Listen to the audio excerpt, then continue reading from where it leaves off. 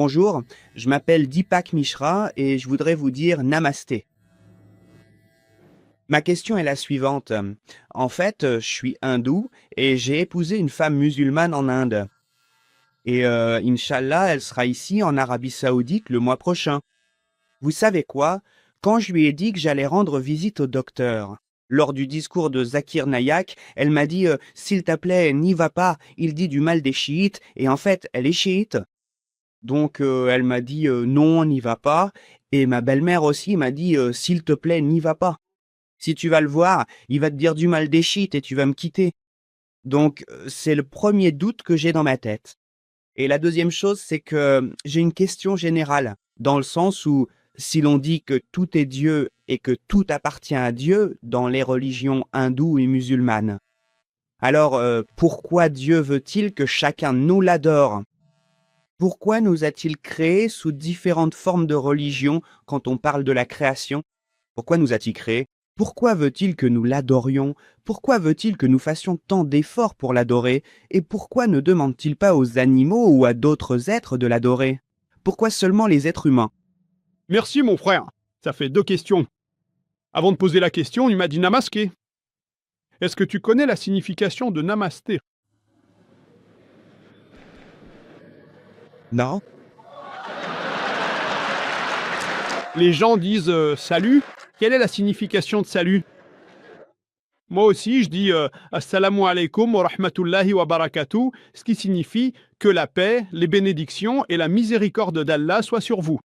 Tu m'as dit namasté, je dois répondre. C'est bien ça? Et si je réponds pas, tu vas te demander quel genre de personne je suis? Est-ce que c'est bien ça exactement? Je te demande quelle est la signification de namasté? Alors tu vois, pour moi, namasté, c'est comme si je te disais salut, je te dis assalamu alaikum, mais oui. Pour toi. Pardonne-moi si je t'insulte, hein, et je dis que mon insulte veut dire que t'es une bonne personne. Tu vas croire ça? Si je connais le mot? Si je dis Ulu, tu connais Lu? Ulu en ourdou et en hindi veut dire hibou. En anglais, hibou veut dire une personne sage. Mais Ulu en hindi veut dire ce que Ulu veut dire. Sois un idiot. Sois un idiot. Donc les Anglais vont penser que je te fais un compliment, que je t'appelle une personne sage. Mais en fait, tu sais, je suis en train de te traiter d'imbécile. Maintenant, je connais la signification de namasté. C'est pour ça que je n'ai pas encore répondu. Je connais pas la signification. Tu m'as dit namasté. Je connais la signification, donc je n'ai pas répondu. La signification namasté, ça vient du mot sanskrit idam namame. Ça veut dire je m'incline devant toi. Tu veux t'incliner de l'Omar?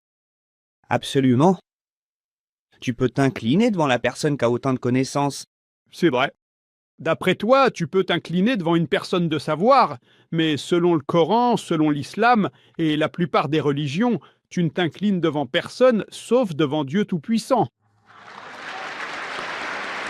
Tu sais, il y a beaucoup d'hindous, après que je donne une conférence, ils viennent et me touchent les pieds. Tu sais ce qu'ils disent? On n'est pas les bar bagavan kavatar coup de deka à casser. C'est la première fois de ma vie que j'ai rencontré Dieu lui-même en personne. Un hindou me dit ça. Alors je lui ai dit, tu vois, mon frère, je sais que tu me respectes, que tu m'aimes, et j'apprécie cela. Mais s'incliner devant quelqu'un d'autre que Dieu, c'est du shirk. Et même dans l'hindouisme, tu ne devrais t'incliner devant personne, sauf Dieu Tout-Puissant. Donc je le corrige. Il le fait par respect, par amour. Mais l'amour et le respect ne doivent pas dépasser les limites. Si ça va trop loin, on appelle ça du shirk. C'est comme supposer qu'on peut obtenir le pardon de Dieu. Il y a beaucoup d'hindous qui viennent me voir après et qui me couvrent d'éloges. Ils me placent presque au même niveau que Dieu, alors que j'ai dit « je ne suis pas Dieu ». On ne peut s'incliner que devant Dieu Tout-Puissant. Ce que je dis et la connaissance que j'ai sont un don de Dieu.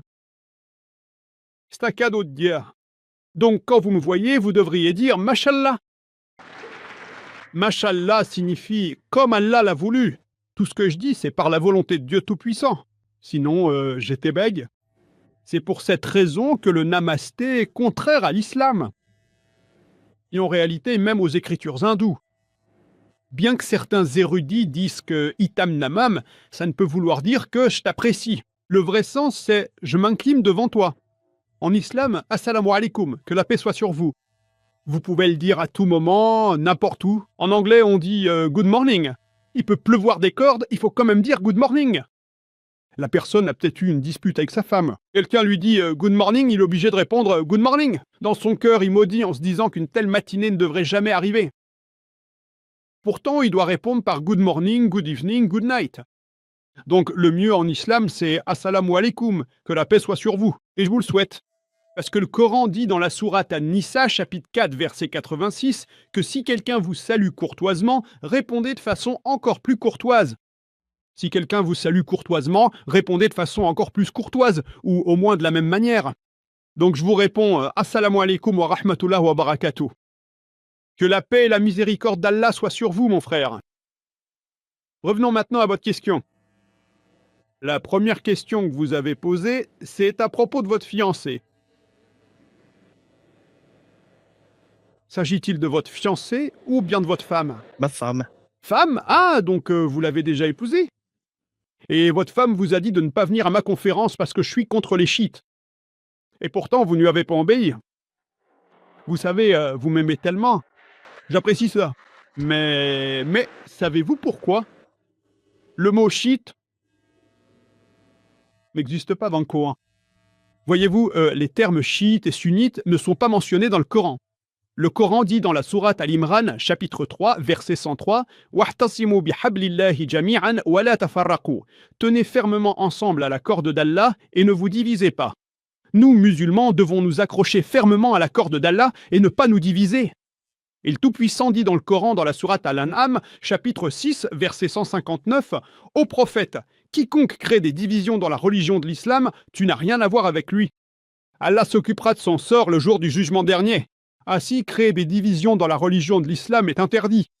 Donc, toute personne qui divise la religion de l'islam en groupes s'éloigne du Coran et de la Sunna. Alors dis à ta femme que le docteur Zakir Naik a dit « Il n'y a rien de tel que chiite ou sunnite ». Le Coran dit « Ati'u Allah ou ati'u Rasoul ». Obéissez à Allah et obéissez aux messagers. Ce que nous devons faire, c'est suivre le Coran et les paroles authentiques du prophète Mohammed, paix soit sur lui. Et la seule étiquette que tu peux donner, c'est musulman. Donc, je ne me considère ni chiite ni sunnite, je me considère comme musulman. Alors tu dis aujourd'hui à ta femme, j'ai rencontré le docteur Zakir Naik, qui se considère comme musulman. Et je ne suis ni contre les sunnites, ni contre les chiites. Je dis à tous les musulmans, quel que soit le nom qu'ils se donnent, revenez à Allah et à son messager. Maintenant, quand je donne une réponse, certains musulmans qui pratiquent peut-être des choses contraires au Coran et à la Sunna peuvent se sentir offensés. Alors demande à ta femme, suivez-vous des pratiques contraires au Coran et à la Sunna? Si ce n'est pas le cas, alors pourquoi avez-vous peur du docteur Zakir Naik? Si c'est le cas, oui, vous devez changer et revenir au Coran et à la Sunna. Ne suivez pas ce que dit Zakir. Zakir est zéro en islam. Atoulia, tu rason. Obéissez à Allah et obéissez au messager.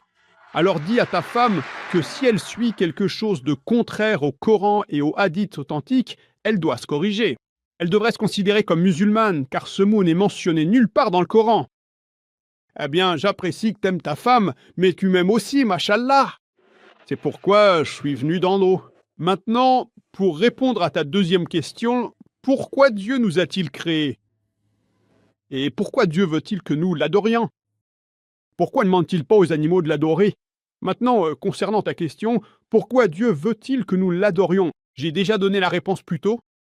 Je pense que tu arrives en retard, je ne sais pas. Nous adorons Dieu, nous le louons. Les gens me demandent, pourquoi dites-vous qu'Allah est le plus grand? Pourquoi faut-il prier le? J'ai dit, tu sais, en islam, que l'on prie Dieu ou non, cela ne change rien pour Allah. Quand je dis qu'Allah est le plus grand, il l'est déjà. C'est pas parce que je dis qu'Allah est le plus grand qu'il va devenir plus grand. Pourquoi le disons-nous? Tu sais, pourquoi le disons-nous? Parce que lorsque je loue quelqu'un, chaque fois que je dis que quelqu'un est grand, c'est une tendance humaine. J'essaie de suivre ses commandements. Donc, la raison pour laquelle nous louons Allah n'est pas pour qu'il devienne plus grand. Quand nous louons Allah, au moment où nous le faisons, nous suivons tous les commandements qu'il donne dans le Coran. Donc, d'abord, nous devons identifier qui est notre Dieu Tout-Puissant. Et ensuite, ce qu'il dit, nous devons le suivre. C'est pour cela que musulman signifie une personne qui soumet sa volonté à Dieu Tout-Puissant. Le Coran mentionne dans la sourate Az-Zariyat, chapitre 51, verset 56, que nous n'avons créé les djinns et les hommes que pour qu'ils m'adorent. Dieu Tout-Puissant nous a créés pour que nous l'adorions. Et la raison pour laquelle il veut que nous l'adorions, c'est parce qu'il nous a donné les critères. Ceci est le mode d'emploi pour l'être humain, le bien et le mal pour l'être humain. Maintenant, lorsque nous l'adorons, lorsque nous prions pour lui, naturellement, nous devons suivre ses commandements. Et lorsque nous suivons les commandements de Dieu Tout-Puissant, c'est bénéfique pour nous. Par exemple, quand tu vas chez le médecin et que le médecin te donne une ordonnance, est-ce que tu la suis ou pas? Ouais. Oui, pourquoi? Parce que tu es malade et lui, c'est un médecin. De la même manière, Dieu Tout-Puissant nous a prescrit dans le Coran et les hadiths authentiques ce qui est bon et mauvais pour l'être humain. Quand nous le louons, quand nous l'adorons, naturellement, nous suivons ses commandements. Si tu ne crois pas que la personne est médecin et qu'il te donne une ordonnance, est-ce que tu vas la suivre? Non. Donc, quand tu apprécies le médecin, tu suivras son ordonnance. C'est pour cela que nous louons Dieu Tout-Puissant et que nous l'adorons, afin de pouvoir être de bons êtres humains pratiquants. Tu poses la question, pourquoi les animaux ne l'adorent-ils pas? J'adorerais ça. À part le prophète Mohammed, S.A.O.V., il a dit que dans l'islam, toutes les autres créatures, à l'exception des êtres humains et des djinns, n'ont pas de libre arbitre. Toutes les autres créatures n'ont pas de libre arbitre. Les anges n'ont pas de libre arbitre, les animaux n'ont pas de libre arbitre. Tous, ils adorent Dieu Tout-Puissant. Les animaux, les arbres, les montagnes, tous, ils adorent Dieu Tout-Puissant. On les appelle musulmans en arabe. Les djinns et les êtres humains, Dieu Tout-Puissant nous a donné le libre arbitre. Nous pouvons soit le suivre, soit lui désobéir. Maintenant, Dieu Tout-Puissant nous a créés parce qu'il est mentionné dans le Coran que la meilleure création de Dieu Tout-Puissant, c'est l'être humain. En plus de notre apparence, de notre corps et de notre intelligence, il nous a donné le libre arbitre. Nous pouvons soit lui obéir, soit lui désobéir. Maintenant, après nous avoir donné le libre arbitre, il veut analyser si nous, lui, obéissons ou non. Toutes les autres créatures, comme les animaux, les arbres, n'ont pas de libre arbitre. Donc ce n'est pas extraordinaire qu'ils adorent Dieu Tout-Puissant. C'est bien, alhamdoulilah. Mais après que libre arbitre ait été donné aux êtres humains, comme le dit le Coran dans la sourate Al-Mulk, chapitre 6, verset 2, c'est Allah qui vous a donné la mort et la vie afin de voir qui parmi vous agit le mieux. Donc cette vie est une épreuve pour nous en vue de l'au-delà. Donc après que le libre arbitre nous ait été donné, tu peux soit l'adorer, soit ne pas l'adorer. Si tu l'adores, alors tu suis le commandement de Dieu. Tu peux boire de l'alcool, tu peux ne pas en boire. Si tu ne bois pas d'alcool, alors tu suis son commandement. Donc de cette façon, Dieu Tout-Puissant t'a donné des choses à faire et à ne pas faire. Prêteur. Pour le reste, tout est optionnel pour toi.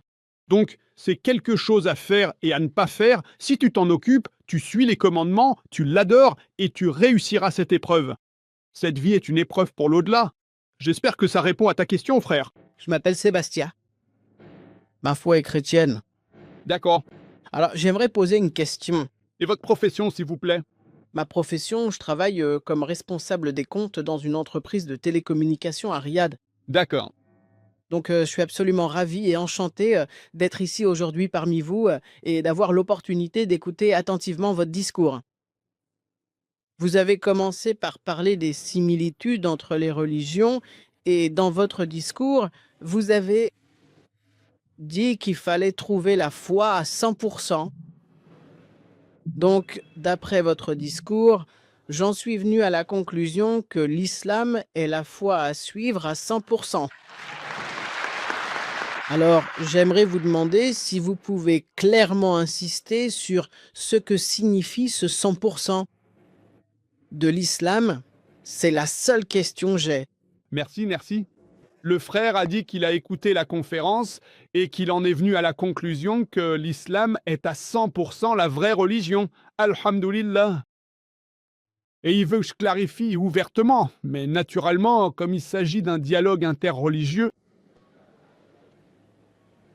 en prenant en compte tous les points communs, je dis soumettez votre volonté au Tout-Puissant. De la même manière, le rédacteur en chef a dit ne dites-vous pas finalement que l'islam est la seule vraie religion? J'ai répondu non, je dis que soumettre sa volonté au Tout-Puissant est la vraie religion. Parce que parfois, le mot islam ne passe pas. Le mot musulman ne passe pas non plus. Alors je dis soumettre sa volonté au Tout-Puissant, c'est la bonne religion. Mais si vous voulez que ce soit clair, Dieu Tout-Puissant l'a clairement mentionné dans le Coran, dans la sourate Al-Imran, chapitre 3, verset 19. Inna ad-dina indallah, l'islam, la seule religion acceptée aux yeux du Tout-Puissant, c'est l'islam. Allah dit dans le Coran, dans la sourate Al-Imran, chapitre 3, verset 85, que si quelqu'un désire une autre religion que l'islam, cela ne sera jamais accepté de lui. Il sera parmi les perdants dans l'au-delà. Donc l'islam, le fait de soumettre sa volonté au Tout-Puissant, est la seule religion qui soit correcte. Et tous les prophètes de Dieu n'ont enseigné que cela. Maintenant, mon frère, je te pose la question. Es-tu d'accord pour dire que l'islam est la meilleure religion? Acceptes-tu l'islam? Non, il faut que je réfléchisse. Est-ce que Tu crois qu'il n'y a qu'un seul Dieu? je crois en un seul Dieu? Crois-tu que Dieu n'a pas d'image? Oui, il y en a, Pas d'image? autre que le Dieu unique. Dieu unique. Dieu unique. Crois-tu que le prophète Mohammed est le dernier et ultime messager? C'est justement la question que je voulais te poser. En effet, parce que selon les principes de notre foi, cette foi que je pratique très activement aujourd'hui, nous croyons fermement que Jésus est bel et bien le tout dernier prophète de notre religion pour l'ensemble de notre peuple. À 100%. C'est La raison pour laquelle je pose la question, sur... le 100%. je ne parle pas de ce que ton prêtre t'a dit. Peux-tu me montrer un seul verset dans la Bible qui dit que Jésus-Christ est le dernier messager? Non. Je n'ai pas lu la Bible par cœur. Je suis étudiant en religion comparée. Il n'y a pas un seul verset dans la Bible qui dit que Jésus est le dernier messager. En fait, je vais te le citer. Évangile selon Jean, chapitre 16, versets 12 à 14. Jésus-Christ, que la paix soit sur lui, a dit « J'ai encore beaucoup de choses à vous dire, mais vous ne pouvez pas les porter maintenant. » Alors, qui est l'esprit de vérité? Quelle personnalité religieuse a loué Jésus-Christ à part le prophète Mohammed? Que la paix soit sur lui. Qui? Et Jésus est mentionné dans le Coran, que la paix soit sur lui, nommément pas moins de 25 fois. Donc Jésus-Christ, que la paix soit sur lui, parle d'un messager à venir. Et ce messager n'est autre que le dernier et ultime messager, le prophète Mohammed, que la paix soit sur lui. J'espère que cela répond à la question. Merci. Assalamu alaikum. Good day, my brothers and sisters. A guy asked a question by the name of George to Dr. Zakir Naik that do you believe in the Holy Spirit? He asked a question to Dr. Zakir about the Holy Spirit. Dr. Zakir replied that what do you mean by the Holy Spirit? Is that the Holy Spirit which is being believed by Christians and crucified people? To the guy. And Dr. Zakir said, I don't believe in the Holy Spirit if you talk me the Holy Spirit being believed by Christians. If there is the same Holy Spirit which is being believed by the Christians, so I'm sorry, I don't believe in that Holy Spirit. The guy said to the Dr. Zakir Naik, so what is this? Can you explain? So Dr. Zakir Naik said, yes, I believe in angels. There is not mentioning of any Holy Spirit in any scriptures. I believe in angels, and angels are responsible for bringing revelations to prophets and messengers, right? And angels also brought revelation to Prophet Muhammad sallallahu alaihi wasallam, the final and the last messenger of Almighty. But as far as the Holy Spirit is concerned, there is no concept of Holy Spirit in any scriptures. Thank you. Jazakallah. In continuation to question and answer series, a guy by the name of Deepak Mishra asked a question to Dr. Zakir that my wife is Shia and I married a Muslim girl, and my wife always advises me don't go to Dr. Zakir and don't go and listen him and don't go in his sessions, his lectures.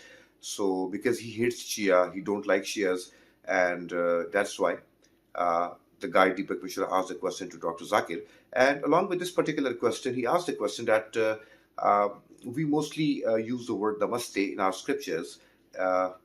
So why it's not allowed in your religion? Dr. Zakir, as we all know, always talk about logic and rationality. Dr. Zakir said that coming to the first question of namaste, that what do you mean by namaste? Dr. Zakir asked this particular question to that guy who asked the question that what do you mean by namaste? Okay, Dr. Zakir said, idam namame. It came from the Sanskrit word which means to go in the front of somebody. Dr. Zakir said that in Islam, in many religions, bowing, prostrating, kneeling in the front of somebody is absolutely impermissible. It's completely forbidden. In Quran, Allah subhanahu wa ta'ala says that don't relate any associating partners with Almighty Allah. Because in Islam, it's shirk. Shirk means don't associate any partners with Allah subhanahu wa ta'ala, Almighty God. So namaste means I bow to you. I prostrate in the front of you. So this is completely forbidden in many religions, including Islam. Strictly forbidden. And as far as the person asked a question, again added other question to this particular question, that why we humans pray to Almighty, why not animals being given the responsibility to pray in the front of Almighty? Why we humans and have this accountability to pray in the front of Almighty? He's talking about. So Allah says in the Quran, Dr. Zakir Naik said that except human and jinns, every other creature in this planet, every other creature made by Allah subhanahu wa ta'ala doesn't have the free will. Like angels doesn't have the free will. They are bound to follow the precise instructions of Allah subhanahu wa ta'ala and the Prophet. Animals don't have free will. They are supposed to follow the instructions of Allah subhanahu wa ta'ala. And Allah subhanahu wa ta'ala says in the Quran that hold the rope of Allah tightly. It's mentioned in Surah Isa. If somebody is not holding the rope of Allah tightly, certainly he will be not abiding the instructions of Allah and Prophet. And Allah says in the Quran as well that if somebody does it, that certainly that particular community will have to bear the repercussions of disparity. That won't be if somebody is not united. Certainly, that community will have to bear the repercussions of disparity. And coming to the question that about the Shia, as Dr. Zakir Naik said that there is not a single mentioning in the Quran about Shia or Hadith. It's all mentioning about Muslim. These sects, these religious races are being created. These are fabricated by different people. In Quran, there is only a word Muslim. Atiura wa atiur Rasul. Follow the precise instructions of Allah along with Prophet Muhammad sallallahu alaihi wasallam. If somebody denies from these following the instructions of Allah and Prophet, certainly he or she will not be a Muslim. So the word Shia, Sunni, or any other sects in Islam is absolutely impermissible to distribute these type of information without having the real information about the holy knowledge. Jazakallah.